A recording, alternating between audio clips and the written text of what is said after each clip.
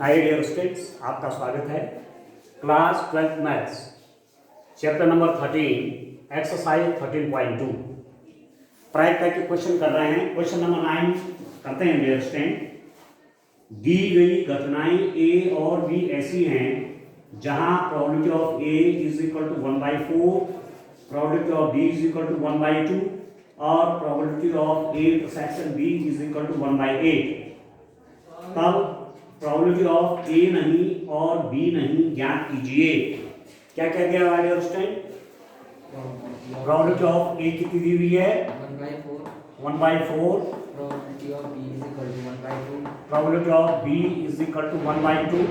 Probability of A intersection B. Probability of A intersection B is equal to 1/8 दिया हुआ है। क्या find out करना है? प्रोबेबिलिटी ऑफ ए नहीं और बी नहीं। ए नहीं मतलब ए नॉट, ये इसको ए कॉम्प्लीमेंट भी कहते हैं, ए का पूरक। और जब और शब्द होता है, यदि ए और बी लिखा हुआ है, ए एंड बी लिखा हुआ तो इसका मतलब होता है ए इंटरसेक्शन बी, ठीक है। और यदि लिखा है कि ए या बी, ए और बी, इसका मतलब है A union B. A union B का मतलब क्या हुआ? ए या तो ए के एलिमेंट है या बी के एलिमेंट है और कॉमन एलिमेंट।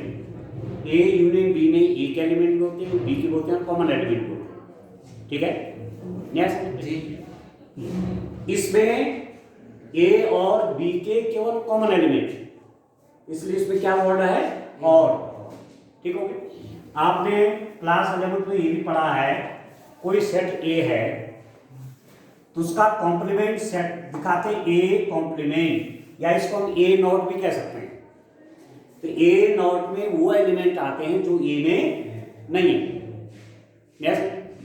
यूनिवर्सल सेट में माना 1 से लेकर के 10 है, 1 2 3 4 5 6 7 8 9 10 यूनिवर्सल सेट। और यदि ए में है 1 2 3 4, ठीक है, तो ए नॉट में कौन होंगे? 5 6 7 8 9 10। आप समझ लेंगे। और ए नॉट मिलाकर के पूरा यूनिवर्सल सेट आ जाता है। आप समझ में आ गया? ए नॉट का मतलब क्या होगा? ए नॉट बोलो या ए कॉम्प्लीमेंट बोलो, तो ए नहीं मतलब ए नॉट, और शब्द है तो बी नॉट। आ गया समझ में? इसकी वैल्यू चाहिए। अब आप ध्यान दीजिए, थोड़ा मैं आपको डिटेल में ले जाता हूं। ये हमारे पास यूनिवर्सल सेट है, ये यूनिवर्सल सेट है। ए आपका एक सेट ये है, एक सेट आपका कौन सा है? बी है। एक सेट है, एक सेट क्या है? बी। ये जो बीच का होता है कॉमन एलिमेंट, इसको कहते हैं ए इंटरसेक्शन बी। ए और बी में जो कॉमन एलिमेंट होगा उसको कहेंगे ए इंटरसेक्शन बी। अब आप ध्यान दीजिए, ये नोट कौन हुआ? यदि आप ए नोट देखेंगे, ये ए है ना, ए नॉट मतलब इस ए को काट करके हटा दीजिए। ए को आपने माना कागज में बना रखा है, आपने कैंची से इतना हटा दिया काट के, तो क्या बचा रहेगा? ये, अरे बात क्यों? ए नॉट में कौन आएगा? इधर का इतना पोर्शन और ये, समझ में आ रहा है? बी ये है, तो बी नॉट मतलब मैंने बी को काट के अलग कर दिया, तो तब आपका क्या बचेगा? ये वाला और ये बाहर का। ये समझ में? ठीक है। और यदि मैं ए नॉट इंटरसेक्शन बी नॉट निकालूंगा तो कौन सा रीजन आएगा? यदि आप ये जो मैंने ए नॉट बी नॉट आपको समझाया, या ए कॉम्प्लीमेंट बी कॉम्प्लीमेंट समझाया, यदि आपकी समझ में बात आ गई होगी, तो A complement intersection B complement कितना होगा? कौन सा वाला क्षेत्र आएगा बताइए? कुछ नहीं समझा। यदि आप बीच में बोल रहे हो तो कुछ नहीं, आप बोलो। सर जो ए इंटरसेक्शन बी है ना उसको हटा दीजिए जो बचेगा वो सर दोनों को छोड़ के जो बात में बचेगा। हाँ ये समझेगा, ये वाला रीजन होगा और केवल ये वाला रीजन, ना तो ये आएगा ना ये आएगा ना ये बीच का आएगा, ये बाहर का रीजन, ये हो जाएगा ए कॉम्प्लीमेंट या ए नॉट इंटरसेक्शन बी नॉट। एक बार और देखिए, मैं कह रहा हूं ए नॉट, ये है ना, तो ए नॉट कौन हुआ, इतना हिस्सा और ये बाहर का हिस्सा, ठीक है। ये बी है, मैं कह रहा हूं बी नॉट, बी नॉट मतलब बी को हटा दीजिए, बाकी कौन बचा, ये वाला और ये बाहर का। कॉमन कौन है दोनों में, ए नॉट और बी नॉट में, ये बाहर वाला हिस्सा, न्याय समझे, ठीक है ना। अच्छा अब आप देखो इसको क्या कहते हैं, ये इस पूरे को क्या कहते हैं, मैं ऐसे दिखा दूं इसको, इस पूरे क्षेत्र को क्या कहते हैं,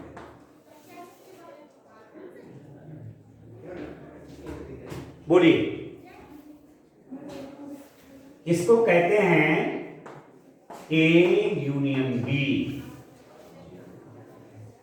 ए के एलिमेंट बी के एलिमेंट कॉमन एलिमेंट, रिपीट नहीं होंगे, आप समझे में आगे, ये ठीक हो गया।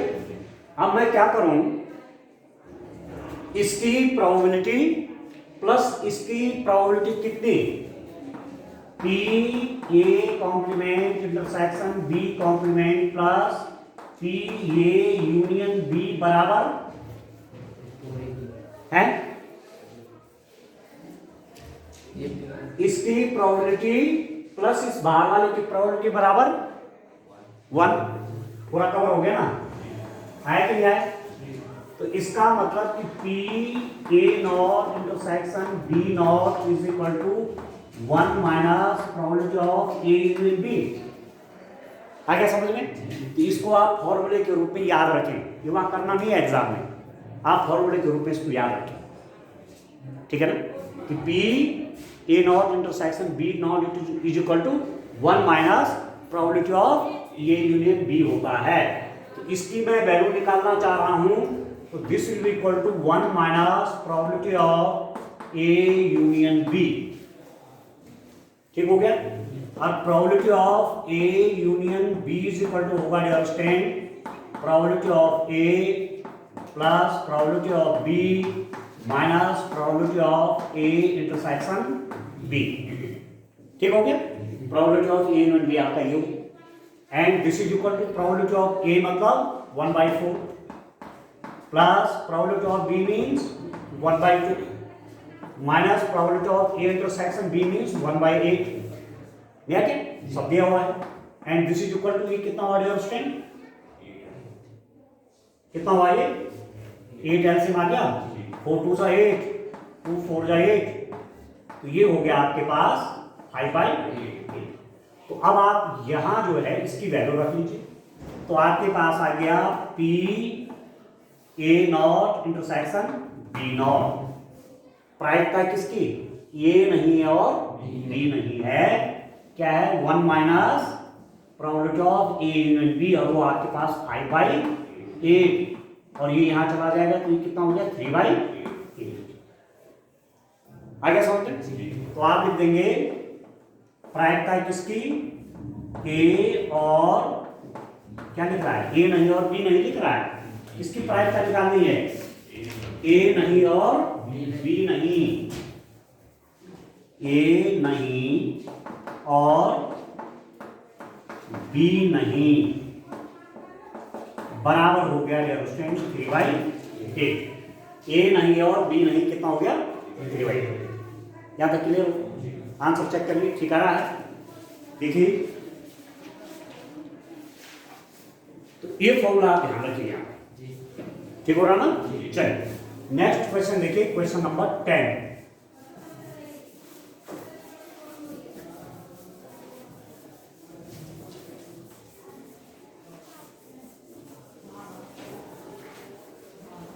चलिए बच्चों,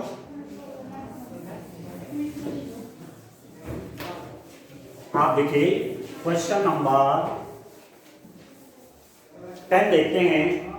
क्वेश्चन नंबर 10 में क्या है, क्वेश्चन नंबर 10 में क्या है इसको देखते हैं। आप देखिए,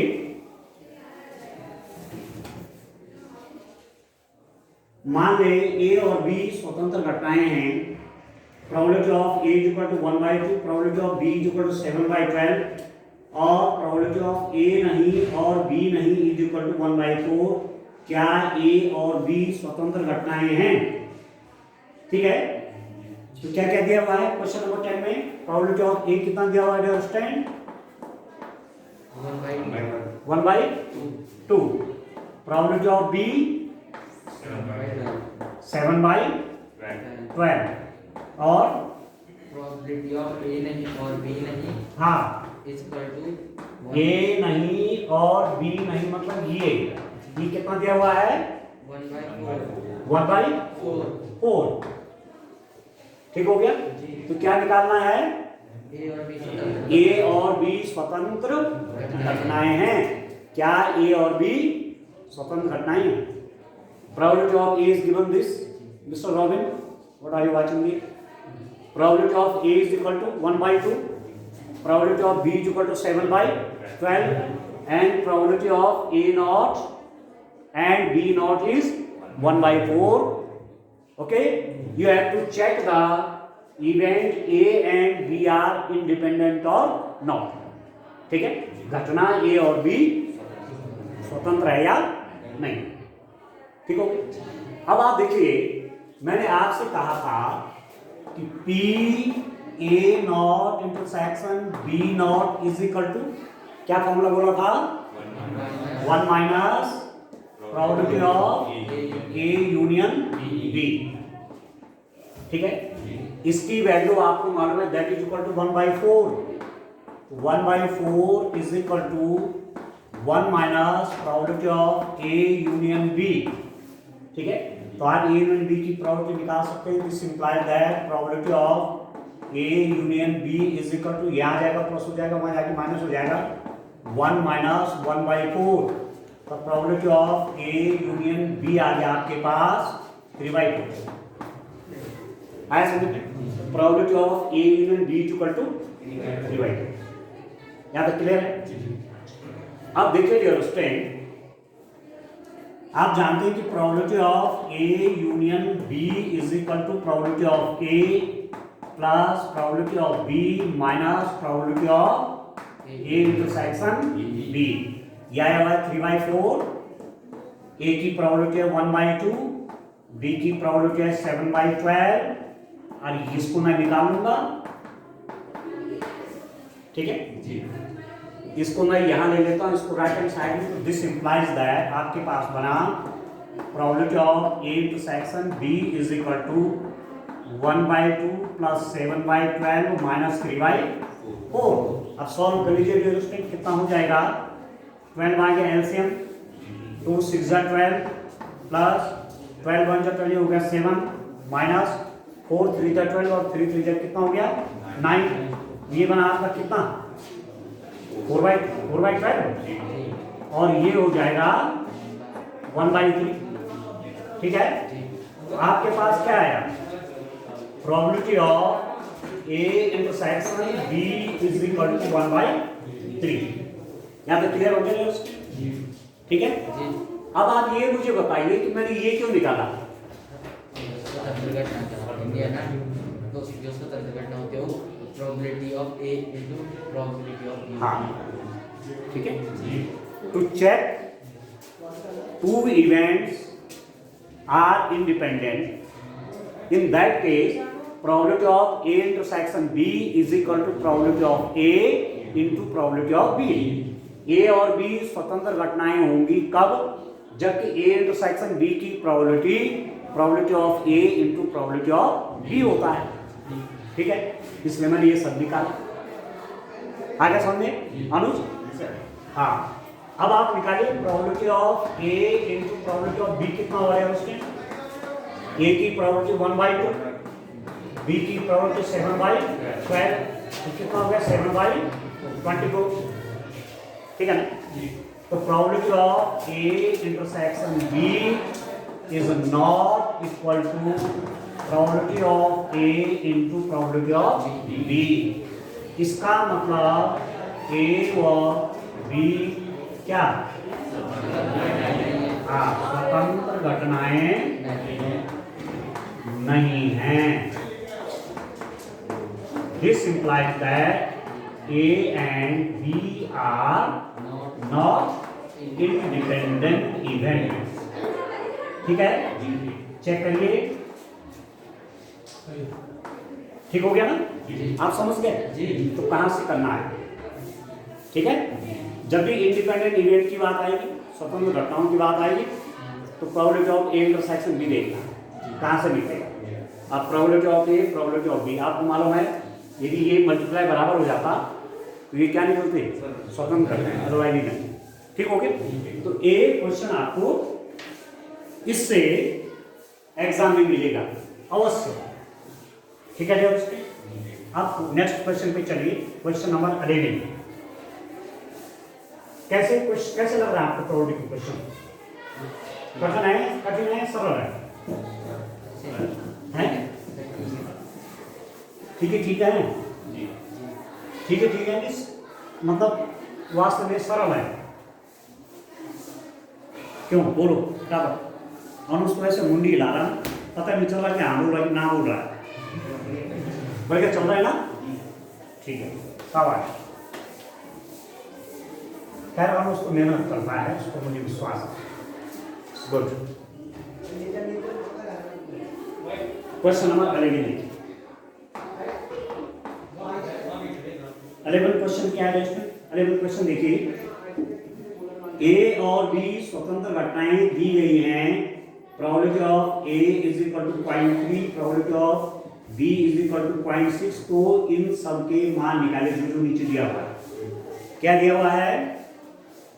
ए व बी स्वतंत्र घटनाएं हैं। ठीक है डियर स्टूडेंट, ए और बी स्वतंत्र घटनाएं हैं। ए एंड बी आर, क्या लिख दूंगा, इंडिपेंडेंट इवेंट्स। साथ साथ बोला था, उससे माइंड एक्टिव रहता है।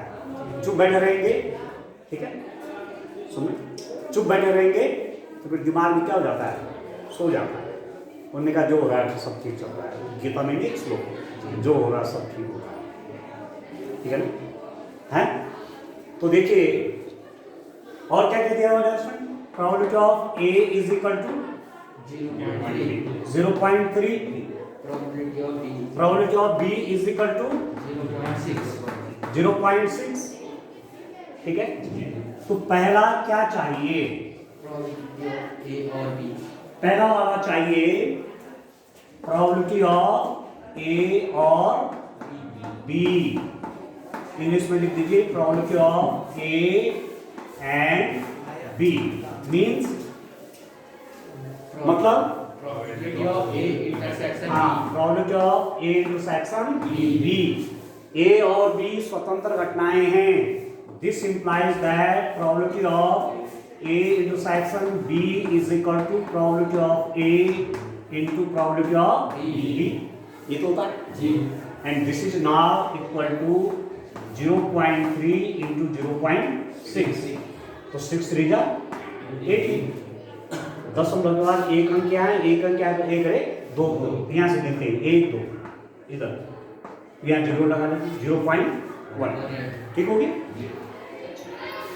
दूसरा क्या है? सेकंड वाला पार्ट देखिए इसका। दूसरा क्या है अंडरस्टैंड? पी ए और बी नहीं, पी ए और बी नहीं। ठीक है, P A and B not. And मतलब इंटरसेक्शन, तो कह सकता है ऐसा भी। ये आप समझ रहे हैं? ए और बी कॉम्प्लीमेंट में ए और बी नॉट में जो कॉमन है उसकी प्रोबेबिलिटी चाहिए। ठीक है, अब आप देखिए थोड़ा सा मैं यूनिवर्सल सेट बना हुआ यहाँ पर थोड़ा समझाने के लिए। ये यूनिवर्सल सेट है एक सेट आपका ए है, एक सेट क्या है, ये बी है। ठीक हो गया, ये ए है, ये बी। तो ए मतलब ये, ठीक है। बी नॉट मीन्स बी वाला नहीं, बी वाला नहीं है, तो फिर कौन है? पूरा ए नहीं है ना, ये और ये बाहर का, क्यों? ठीक है डियर स्टूडेंट, मतलब बी कॉम्प्लीमेंट जो है उसमें कौन आया? इस ए का ये वाला हिस्सा और ये बाहर का हिस्सा। अब जब आप कॉमन कह रहे हैं ए इंटरसेक्शन ए में और इसका इस वाले हिस्से इस बाहर वाले हिस्से में कॉमन क्या है? ए वाला बचा है, ये वाला ना, ये तो दोनों में कॉमन, ये, ठीक है। ये वाला हिस्सा है डियर स्टूडेंट कौन सा? ये वाला हिस्सा है ये, ठीक है। और इस हिस्से को मैं कैसे दिखाऊंगा? इस हिस्से को आप दिखा सकते हैं ए माइनस ये, क्यों?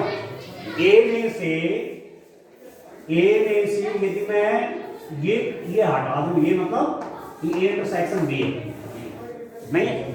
ए में से दोनों में जो कॉमन है ये क्या है? ये ए कॉमन है। तो ए में से ये मतलब पूरा जितना हिस्सा माइनस कर दूंगा तो मुझे क्या मिल जाएगा? ये मिल जाएगा। दोनों में कॉमन क्या है? ये वाला पीस आएगा ना, और ये वाला piece means this is equal to probability of A minus probability of A intersection B. Are you agree? जी, इससे आप एग्री है? A में से इस कॉमन वाले को हटा दे रहा है, ठीक है। तो ये आ गया, अब क्लियर है। तो ये कितना हो गया? प्रोबेबिलिटी ऑफ ए कितना है डियर स्टूडेंट? वो तो दिया हुआ है आपको 0.3 minus probability of A intersection B आपके पास कितना है? 0.18 माइनस करें इसमें से ये, तो 0.3 और 0.18 ये माइनस करना आपने। तो डेसिमल की सीट में डेसिमल रखते हैं, एक जीरो बढ़ा दीजिए, ये 2 आ गया और ये 1 आ गया, तो 0.1। तो आंसर भी चेक करते रहिए साथ साथ, 0.12 आपकी समझ में आए। और तो एज ए फॉर्मूला इसको याद रखिए, वहां आप ऐसे बनाने लग जाएंगे तो पता चला फंस गए वहां, ठीक है। एज ए फॉर्मूला याद रखिए, ठीक है डियर स्टूडेंट। अब इसका थर्ड वाला पार्ट आप देखिए, थर्ड वाले पार्ट में आपसे क्या चाहा गया है। थर्ड वाले पार्ट में अब मैं इसको भी सेव कर लेता हूं। मैं देखिए ए इंटरसेक्शन बी को भी लिख देता हूं। Probability of A intersection B is equal to 0.18, ठीक हो गया। अब आप क्या करेंगे? मैं इसको तो रहने देता हूं। अब इसका थर्ड वाला पार्ट करते हैं, थोड़ा ध्यान से समझे ना, ठीक है। एकदम दिमाग में कंसेप्ट बैठ जाना चाहिए आपके, फिर आपको क्वेश्चन करने में कहीं प्रॉब्लम नहीं आने वाली। और साथ साथ प्रैक्टिस चाहिए, ये भी करा, ठीक है ना। देखिए अब तीसरा वाला पार्ट क्या है? प्रोबेबिलिटी ऑफ ए या B means probability of A union B. अब आप समझ गए होंगे ए या बी का मतलब क्या हुआ? मतलब प्रोबेबिलिटी ऑफ ए और बी, और शब्द लगा तो यूनियन है। तो probability of A union B बराबर, माइंड बोलेगा, probability of A union B बराबर माइंड बोलेंगे probability of A plus probability of B minus A, हाँ करेक्ट, ए इंटरसेक्शन बी, ठीक हो गया। अब सब कुछ मिला है। Probability of A 0.3, probability of B 0.6 minus probability of A intersection B कितना हो गया 0.18, 0.3 और 0.6 कितना हो गया 0.9 माइनस 0.18, ठीक है। अब माइनस कर लीजिए इसको 0.9 माइनस 0.18, यहाँ 0 बढ़ा दीजिए, ठीक है। ये हो गया आपका probability of A union B 0.72, याद रख देंगे प्रोबेबिलिटी ऑफ ए या बी बराबर 0.72। लास्ट में आंसर उसी रूप में लिखना चाहिए जिस रूप में आपको पूछा गया, सही है, समझ में आ गया। चलिए लास्ट वाला क्या कह रहे हैं आपसे, ए और बी में कोई भी नहीं। अब एक चीज और लिख देता हूं यहां पर, आप देखिए probability of A union B भी हमारे पास आया हुआ है 0.72। अब देखिए डियर स्टूडेंट, इसका फोर्थ पार्ट देखिए आप, इसका फोर्थ पार्ट है,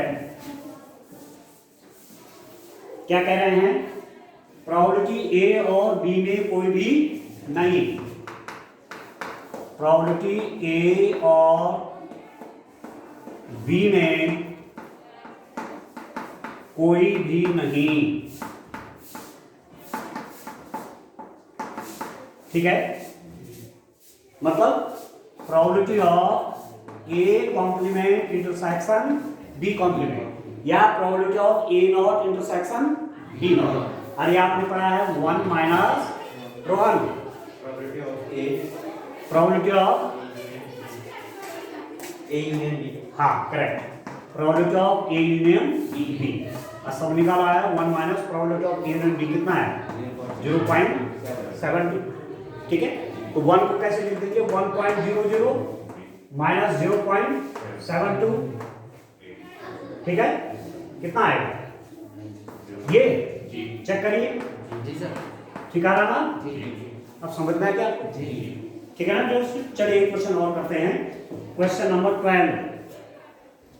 क्वेश्चन नंबर 12 देखिए,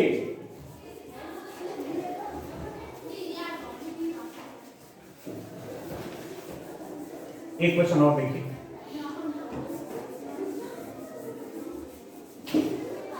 देखिए क्वेश्चन नंबर 12 देखें,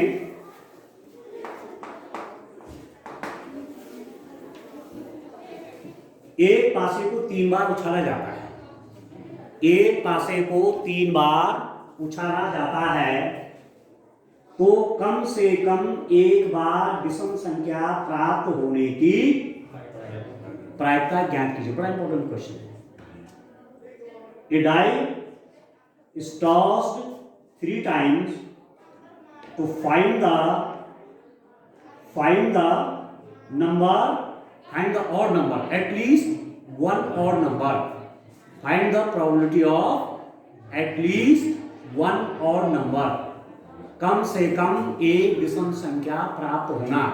अब पासा फेंक रहे हो, ठीक है, पासा आप फेंक रहे हैं, तो पासे में 1 2 3 4 5 6 होता है, 3 पासे फेंके या एक पासे को 3 बार उछाला गया है, 3 पासे फेंको या एक पासे को 3 बार उछालो, एक ही बात है, ठीक है। तो आप जो आप देखेंगे मतलब 3 पासे फेंके या एक पासा 3 बार उछाला, तो तीनों पे आप नंबर देखेंगे, कई बार हो सकता है 1 2 3 आ रहा हो, कई बार हो सकता है 1 1 1 आ रहा है, कई बार हो सकता है 6 6 6 आ रहा है। वो ये कह रहे हैं कि कम से कम एक विषम संख्या, अब क्या क्या हो सकता है कंडीशन, एक विषम संख्या प्राप्त होना, 2 विषम संख्याएं प्राप्त होना, कम से कम का मतलब ये एक विषम संख्या प्राप्त होना, या 2 विषम संख्याएं प्राप्त होना, या तीनों विषम संख्याएं आना। और तीनों विषम संख्याएं कितनी हो सकती हैं, तीनों पे विषम संख्या आए तो कितनी घटनाएं होंगी, एक डाइस को 3 बार फेंका, तीनों पे विषम संख्या आई,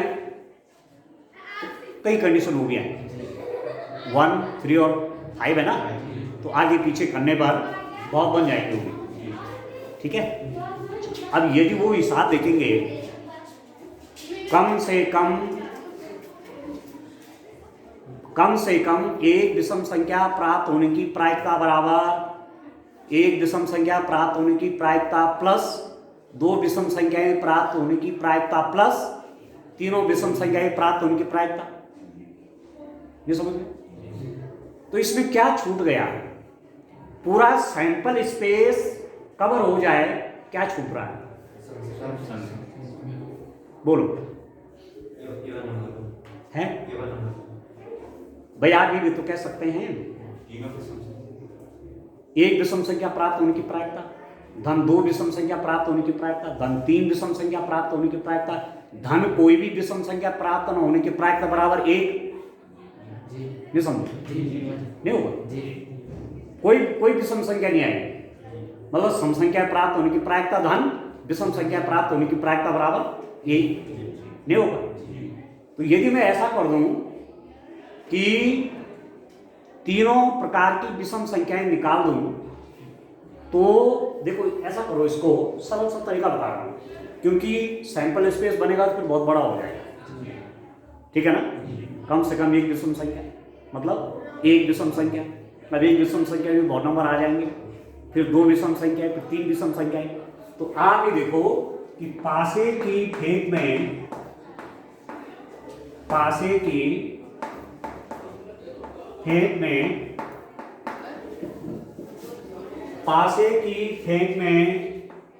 विषम संख्या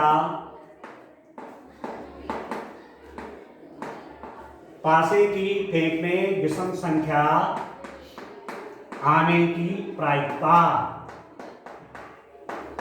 बोलिए, पासे की फेंक में विषम संख्या आने की प्रायिकता बराबर 3/6 दैट इज इक्वल टू 1/2। होगा कि नहीं होगा? तो एक पासा फेंका आपने, एक पासे की बात कर लो, एक पासे की फेंक में विषम संख्या आने की प्रायिकता कितनी हो गई? 3/6, 1 3 5 है ना एक पासे, ठीक है। तो विषम संख्या आने की होगी 3/6, 1/2, ठीक है। एक पासे की फेंक में सम संख्या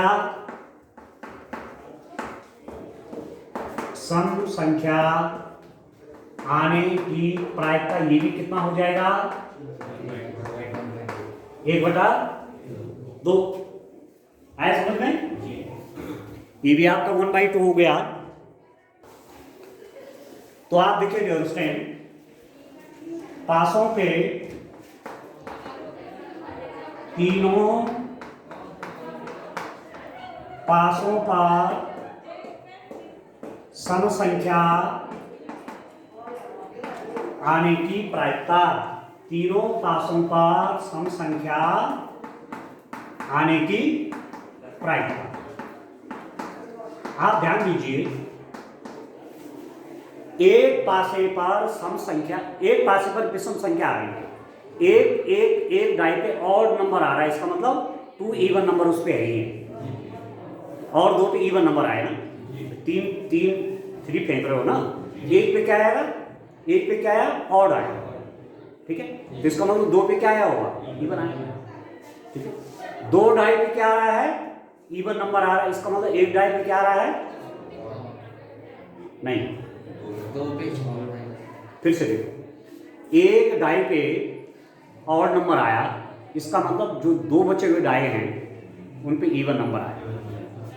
2 डाई पे ऑड नंबर आया, इसका मतलब एक पर क्या आया? इवन नंबर आया होगा। तो एक इवन नंबर का भी देख रहे हैं, 2 इवन नंबर का भी आ गया, ठीक है। एक इवन नंबर भी आ गया इसमें और 2 इवन नंबर वाले भी आ गए, ठीक है। पर यदि मैं पूरी एक में से तीनों पर सम संख्या आए, ठीक है, एक में से उसको माइनस कर दूंगा तो मुझे वो प्रॉबिलिटी भी मिलेगी, ठीक है ना। तो तीनों पासों पर सम संख्या आने की प्रायिकता। अब ये जो घटनाएं हैं इनको बोलते हैं साइमल्टेनियस इवेंट। क्या बोलते हैं? साइमल्टेनियस एक साथ घटित होने वाली बात। 3 फेंके, पहले पर इवन, दूसरे पे इवन, तीसरे पे इवन। तो ऐसी स्थिति में प्रायिकताओं का आपस में क्या हो जाता है दोस्तों? गुणा हो जाता है। पहले पे सम संख्या, दूसरे पे सम संख्या, तीसरे पे सम संख्या, साइमल्टेनियस इवेंट है, ठीक है। इसलिए मल्टीप्लिकेशन लॉ प्रोबेबिलिटी लगेगा, आपस में गुणा हो जाएगा, तो हो गया आपका 1/8, ठीक है। तो अब आप देखिए, कम से कम एक पासे पर विषम संख्या प्राप्त होने की प्रायिकता,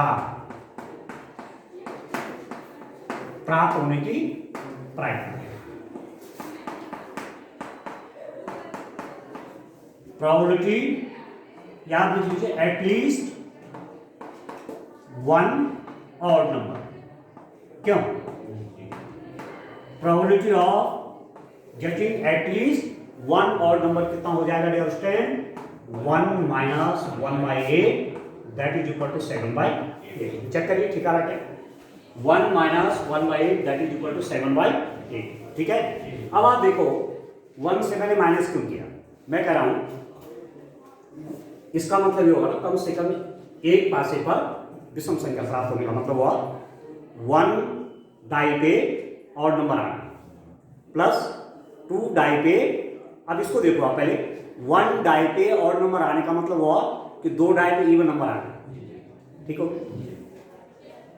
1 डाई पे ऑड नंबर आना प्लस 2 डाइस पे ऑड नंबर आना का मतलब क्या हुआ कि वहां 1 डाई पे इवन नंबर आया हो, ठीक है। प्लस किसकी प्रायिकता? तीनों डाई पे ऑड नंबर आ रहा है, ठीक है। और इनके साथ मैं यदि वो घटना भी जोड़ दूं, कौन? कि तीनों डाई पे इवन नंबर आ रहा है, तो ये सब मिला के प्रोबेबिलिटी कितनी हो जाएगी? 1। यस, समझ में आ रहा है ना? तो इसलिए मैंने क्या किया, हमको तो तीनों पे इवन नंबर नहीं चाहिए, ये वाली प्रोबेबिलिटी उससे माइनस करनी पड़ेगी। ये अतिरिक्त हो रहा है ना, ये तो नहीं चाहिए, ठीक है ना।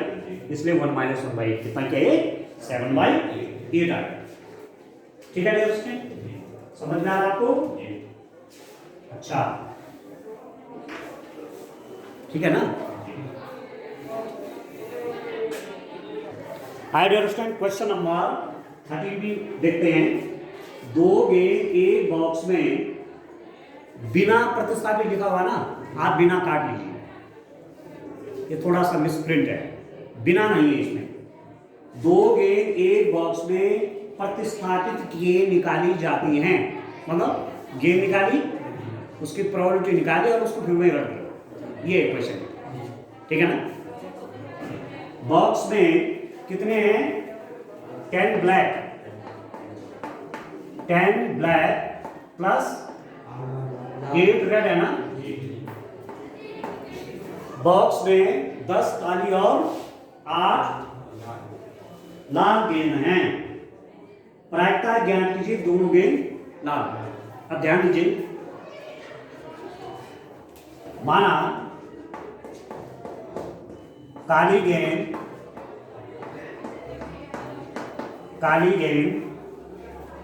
निकलने की घटना को किससे? बी से, और लाल गेंद निकलने की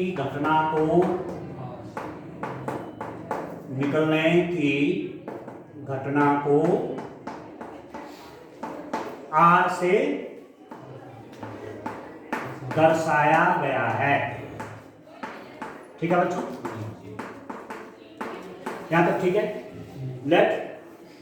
late to draw a black color ball, the event is denoted by B, and to draw a red color ball, that event is denoted by R, ठीक है। काली गेंद निकलने की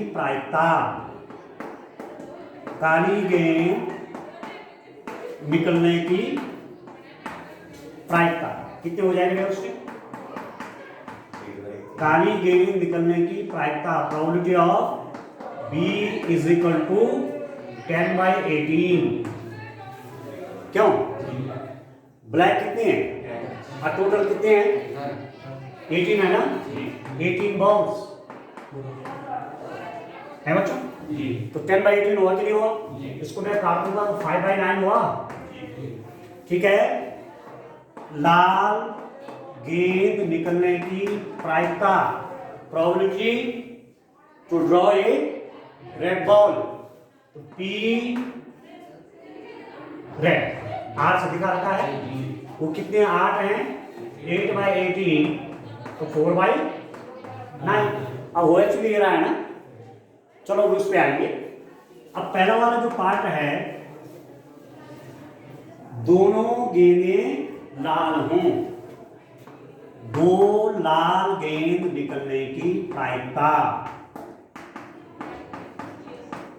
दो लाल गेंद निकलने की प्रायिकता। क्या मतलब हुआ? Do understand? अब दो घटनाएं साथ साथ हो रही है साइमल्टेनियसली, एक के बाद दूसरी निकालनी। ठीक है। तो ऐसी स्थिति में प्रायिकता को क्या होता है? गुणन होता है। समझ में आया? दो लाल गेंद निकलने की प्रायिकता बराबर पहली लाल गुणा दूसरी लाल निकलने की प्रायिकता। लिख देने एक लाइन, पहली लाल गेंद निकलने की प्रायिकता गुणा दूसरी लाल गेंद निकलने की प्रायिकता। साइमल्टेनियस इवेंट है। ठीक है ना? तो पहली लाल निकलने की प्रायिकता कितनी है? 4/9।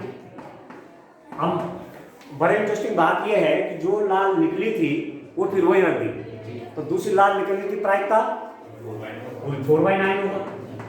ये हो गया 16/81। ठीक है।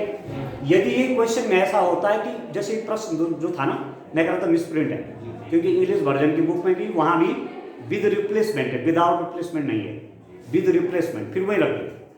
पर माना ये क्वेश्चन ऐसे एग्जाम में आ गया, एग्जामिनर ने उतार के रख दिया, ठीक है, तब क्या करोगे? पहली लाल गेंद निकलने की प्रायिकता 4/9। अब लाल एक कम हो गई, तब लाल कितने रह गई? रेड की नहीं, पहली लाल गेंद निकलने की तो ठीक है 4/9। दूसरी रेड बॉल प्राप्त करने की प्रायिकता, अब रेड रहेगा 7/17।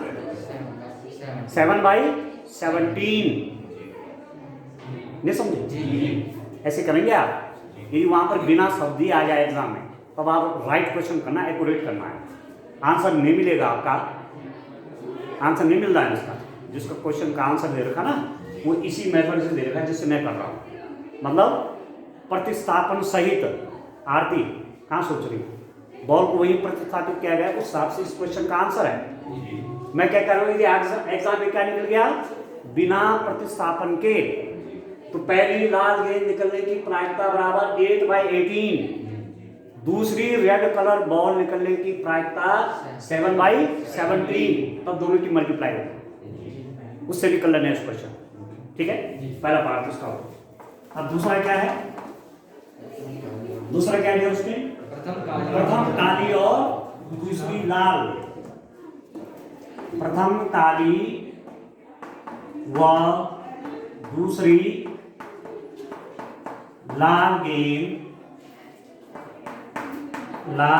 निकलने की प्रायिकता।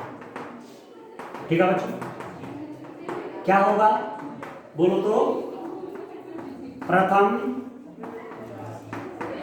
काली गेंद निकलने की प्रायिकता गुणा गया दूसरी लाल गेंद। क्यों? ये तो होगा। ठीक है, probability you want to find the probability of to draw a black and first ball black and second ball red. Okay, you want to find the probability to draw first ball black and second ball red is equal to probability to get the first ball black into probability to get the second ball red. तो ये कितना हो जाएगा? प्रथम काली गेंद निकलने की प्रायिकता 5/9 गुणा गया दूसरी लाल गेंद 4/9 तो कितना हो गया 20/81। आंसर भी चेक करते रहिए। थर्ड वाला आप देखिए, थर्ड वाला देखिए, ठीक है ओके। थर्ड वाला देखो डियर स्टूडेंट, तीसरा वाला पार्ट देखो इसका। थर्ड वाला पार्ट बड़ा इंटरेस्टिंग है भाई। अब इसी का जो मैं कह रहा था कि पहली काली और दूसरी लाल गेंद निकलने की प्राय, तो काली गेंद यदि गेंद को प्रतिस्थापित नहीं किया जाता, ठीक है, यदि गेंद को प्रतिस्थापित नहीं किया जाता तो पहली काली गेंद निकलने की प्रायता कितने होगी 10/80 इंटू दूसरी लाल, तो लाल कितनी है 8/17 होता है। ये समझ रहे बिना प्रतिस्थापन के प्रश्न होता, ठीक है। थर्ड पार्ट क्या है? थर्ड पार्ट क्या है?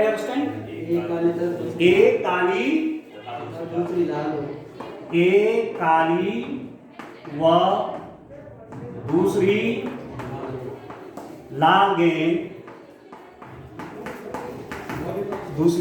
गेंद निकलने की प्रायिकता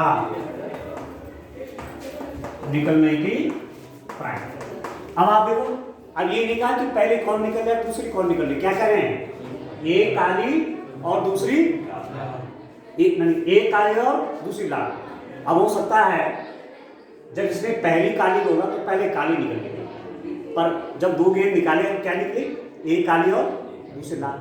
पर ऐसा भी हो सकता है कि एक लाल निकले और दूसरी काली, दो अलग अलग घटनाएं होगी, ठीक है।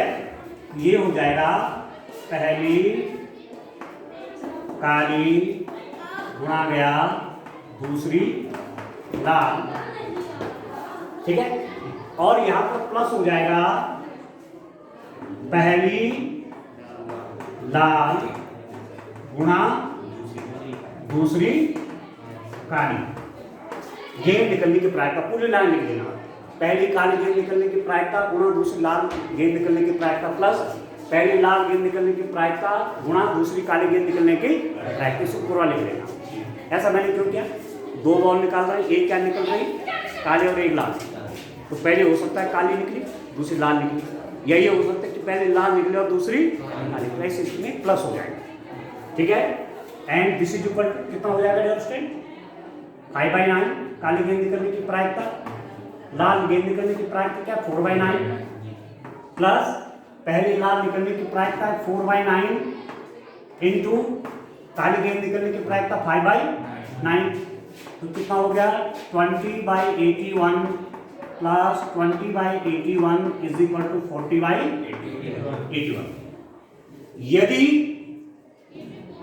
बिना प्रतिस्थापित कहता तो पहली काली गेंद निकलने का तो ठीक है 10/18 इंटू दूसरी लाल निकलने का होता 8/17 प्लस पहली लाल गेंद निकलने की प्रायिकता 8/18 इंटू दूसरी काली गेंद निकलने की प्रायिकता 10/17। आप समझ रहे हैं? नहीं समझ रहे? नहीं समझ रहे? समझ रहे हो? पर यहाँ ये क्या है, जिस रूप में आपको आंसर दे रखे हैं वो आंसर जो है बिना शब्द के, मतलब फिर बॉल वही रख तो प्रायिकता फिर चेंज नहीं होगी। नहीं समझ में आया? इसको समझ गया? एक काली दूसरी लाल, तो दो निकले ना, तो पहले माना हाथ काले और लाल आ गए या लाल बातें क्यों करें, इसलिए जुड़ गए। और यदि ये कहता कि पहली काली जैसे सेकंड में था और दूसरी लाल, तब घटना आ रहा, तब एक ही घटना है, ठीक है। तो इस रूप में करेंगे। आज के लिए इतना काफी है। Thank you.